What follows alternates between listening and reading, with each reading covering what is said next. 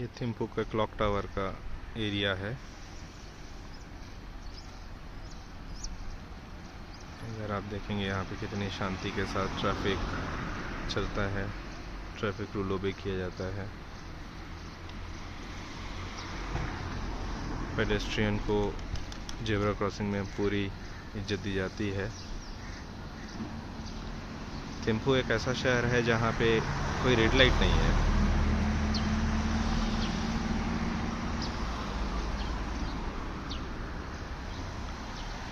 बहुत शांति के साथ रहते हैं लोग। अगर आप देखेंगे पेडेस्ट्रियन के एरिया में गाड़ियाँ धीमी हो जाती हैं। कोई भी अगर रास्ता क्रॉस करता है पहले उसको पूरी इज्जत के साथ रास्ता क्रॉस करने दिया जाता है और गाड़ियाँ वहीं रुक जाती हैं। ये सिविक सेंस की बात है। एनवायरनमेंट बहुत अच्छा।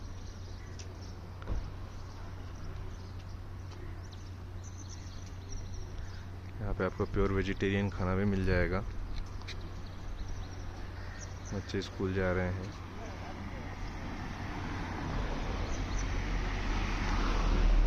आपको खाने के लिए थोड़ा सा खोजबीन करनी पड़ेगी।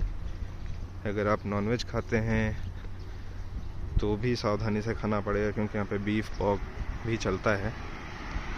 चिकन आसानी से मिल जाता है, गोट लैम मटन जो है वो नहीं मिलता है। उसकी जगह बीफ पॉर्क बहुत ज़्यादा चलता है। ये यहाँ का क्लॉक टावर है। छोटे छोटे बच्चे अपने स्कूल बस का इंतज़ार करते हुए, बच्चे तो बच्चे ही होते हैं।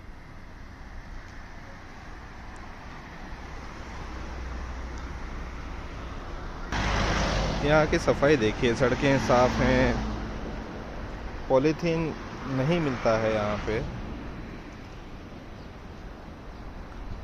और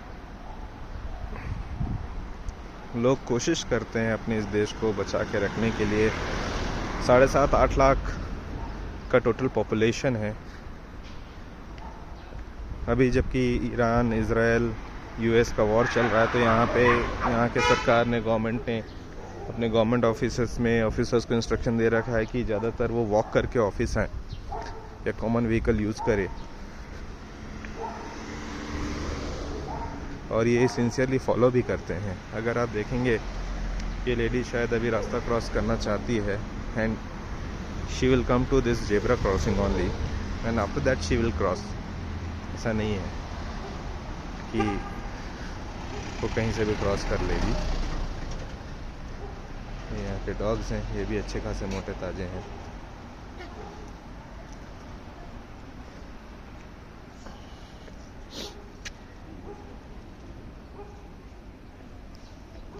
एंड चूँकि भूटान भारत से आधा घंटा अहेड है, तो आपको टाइम ऐसा मैनेज करना पड़ता है। ठीक है, आजकल मोबाइल में टाइम ऑटो सेट हो जाता है, लेकिन फिर भी हमें हमारे इनफैक्ट इन एयरपोर्ट में भी आपको उसके हिसाब से ही चलना पड़ता है, सोच के। यहाँ की सफाई हो रही है सुबह सुबह।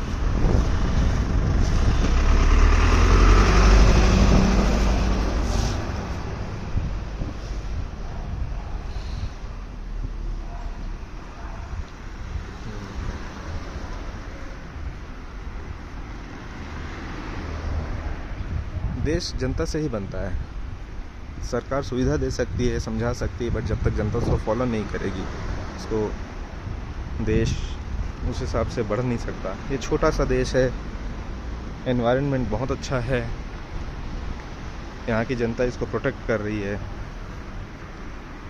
ये अपने आप में बहुत बड़ी बात है।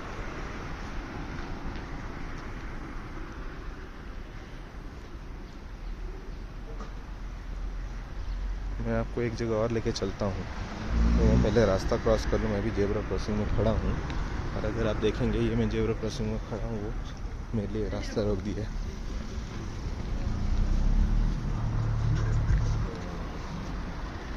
पेडेस्ट्रियंस की ये यहाँ पे आके बहुत अच्छा लगता है।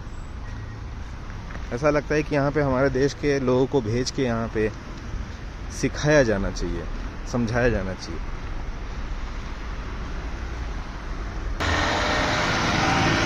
क्रॉसिंग है।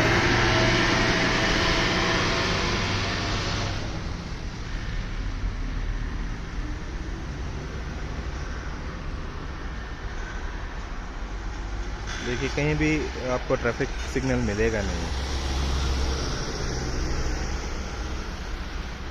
बच्चे रोड क्रॉस कर रहे हैं, ट्रैफिक प्रॉपरली कंट्रोल्ड है। सो morning time, school time, everybody is going school. Mostly सारे यहाँ पे बच्चे, सबसे अच्छी बात है, वॉक करते रहते हैं हिल टॉप टू बॉटम। मैं भी अब उतर रहा हूँ। यहाँ का हल्का छोटा सा पेट्रोल पंप है।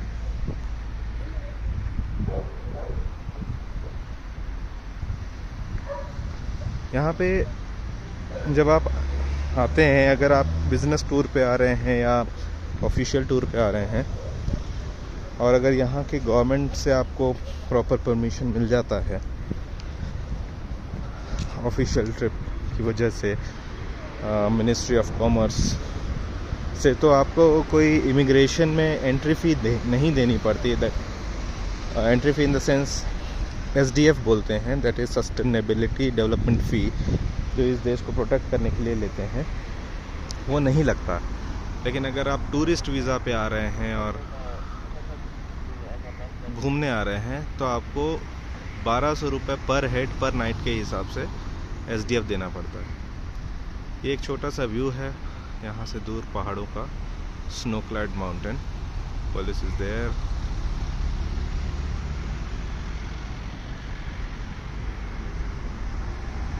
जनरली मैं ऑफिशियल टूर पे आता हूँ तो मैं पहले से गवर्नमेंट ऑफिस के थ्रू या जिस भी प्रोजेक्ट में या फिर जिस भी काम के लिए आता हूँ, मैं उनसे एक इनविटेशन लेटर के साथ साथ एक परमिशन लेटर ले लेता हूँ। इमिग्रेशन में दिखाने से वो 1200 रुपीज़ रादर पर हेड पर नाइट का वेव ऑफ कर देते हैं। लेकिन इस बार आया तो बहुत शॉर्ट नोटिस में आया, तो वो परमिशन मिल नहीं पाया था मेरे को, तो मैं 3 नाइट्स के लिए आया हुआ हूँ यहाँ पे। तो 1200 मीन्स 1200 इंटू 3 3600 रुपये मेरे को देने पड़े कैश। कोई UPI नहीं चलता, कोई कार्ड नहीं चलता इमिग्रेशन में, आपको कैश देना पड़ता है और 500 रुपीज़ का चार्ज देना पड़ता है। ये मैं रास्ता क्रॉस कर रहा हूँ, ट्रैफिक रुकी हुई है, बच्चे स्कूल क्रॉस कर रहे हैं, रुकी हुई है traffic. I am happy to see this.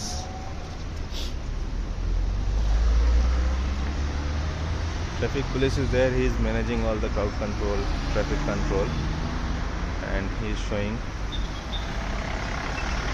they will cross. In fact, traffic cross कर रहे हैं, बच्चों के लिए पाथवे बना रहे हैं। He is managing the traffic here.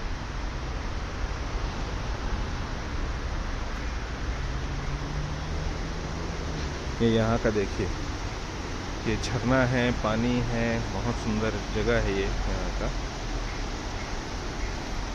मेरे को लगता मैं एक झरने के उस क्रॉसओवर में जाता हूँ।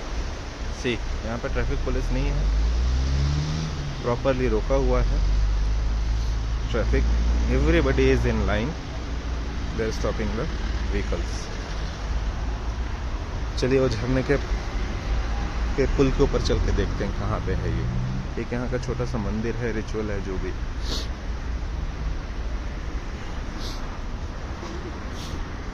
हाँ, तो मैं ये बोल रहा था कि आप जब भी आएँ भूटान, थोड़ा सा कॉस्टली पड़ता है भूटान आना, क्योंकि अगर आप विद फैमिली आ रहे हैं, 4 लोगों के साथ आ रहे हैं एज एन फैमिली, तो 4800, 12 इंटू 4 4800 रुपीज़ पर नाइट का आपको देना पड़ेगा, और जितने दिन रहेंगे उतने दिन का। But that is a worth to give. एक बार आना जरूरी है।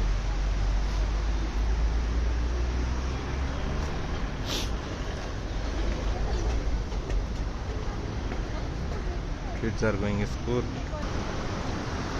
तो देखिए, इस रोड की बात कर रहा था मैं, कि मैं वहाँ से देख रहा था।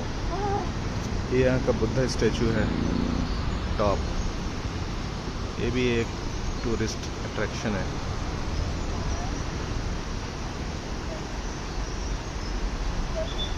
बहुत अच्छी अच्छी जगह हैं घूमने के लिए, लेकिन मैं घूम नहीं पाता हूँ ऑफिशियल वर्क की वजह से। बहुत ज़्यादा ऑक्यूपाइड रहता हूँ, बट हर बार सोचता हूँ कि फैमिली को लेके आना है, बट हो नहीं पाता। Yes, I will try to come सून।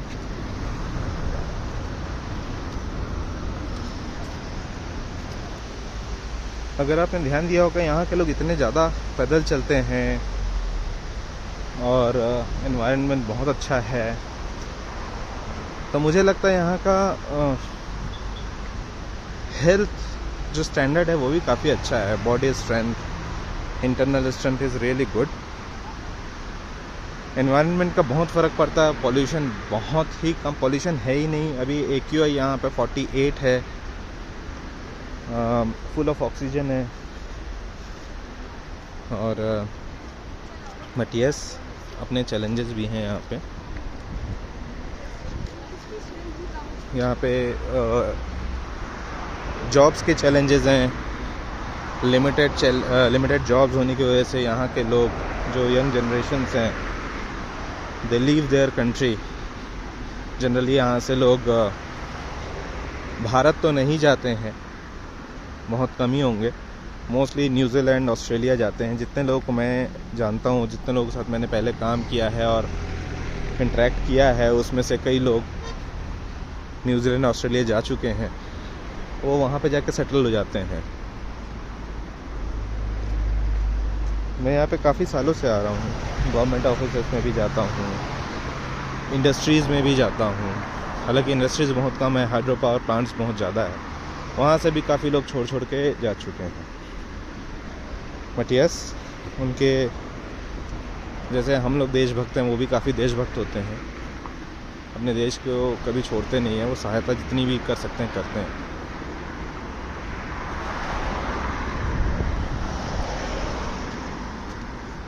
एक अलग एनवायरनमेंट होने की वजह से और बहुत अच्छा एनवायरनमेंट होने की वजह से it is a natural fridge, I would say.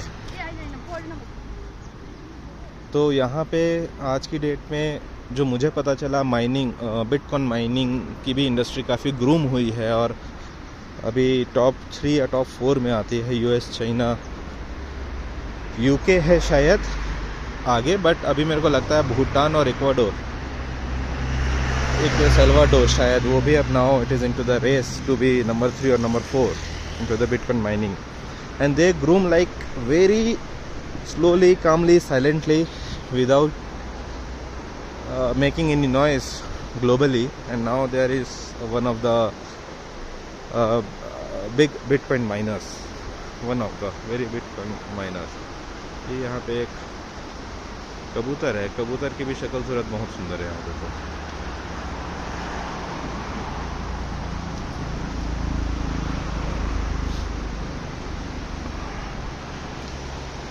अभी सुबह के 7:30 ही बजे हैं और मैं कल रात को मीटिंग करके, डिनर करके लगभग 11, साढ़े 11 बजे सोया था। इंडिया के टाइम के हिसाब से 11 बज रहे होंगे, यहाँ के टाइम के हिसाब से 11:30 बज रहे होंगे। और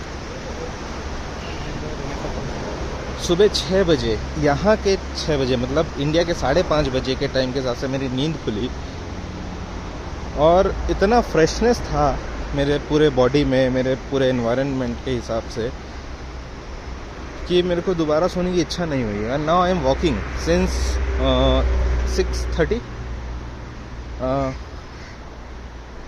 6:30 से मैं वॉक कर रहा हूँ। And I am not feeling at all tiring, anything, full of freshness.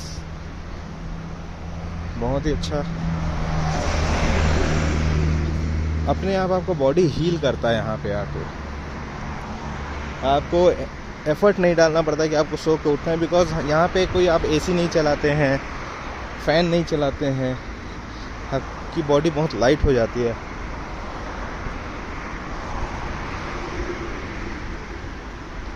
Unfortunate एक बात यह है कि यहाँ पे जब मैं कल डिनर करने के लिए गया था तो मैंने देखा वहाँ पे बॉयज़, गर्ल्स, ये सारे यहाँ पे ड्रिंकिंग एंड स्मोकिंग कल्चर बहुत ज़्यादा है।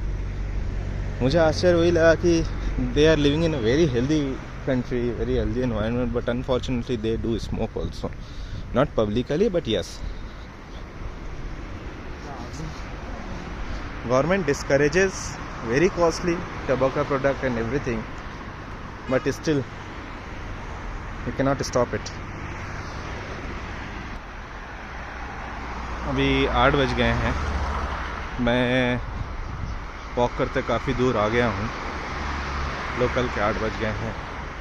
मेरी मीटिंग्स अभी 9 बजे से स्टार्ट हो जाएंगी, तो I need to go back to hotel, नहा के फ्रेश होके मीन्स ब्रेकफास्ट करके I have to be ready, so I am moving back now.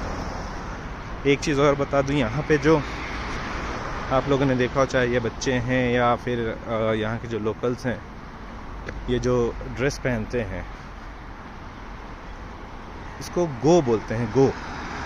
कोई भी official work means this is a official dress, formal dress for them.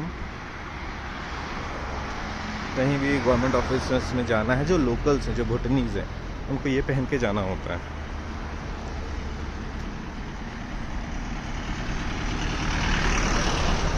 Generally over the dinner during the weekend ये warm cloth means warm T shirt, warm lower और warm jeans पहनते हैं।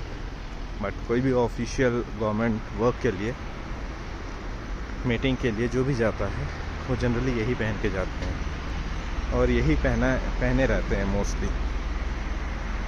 ठीक है, मैं सोचता हूँ कि आप लोगों को अभी थोड़ा सा इंट्रोडक्शन मिला होगा, how is Thimphu, how is Bhutan, the culture, food, environment. शायद मुझे कल एक आउटस्कर्ट्स में जाना है, किली top in a hydro power plant.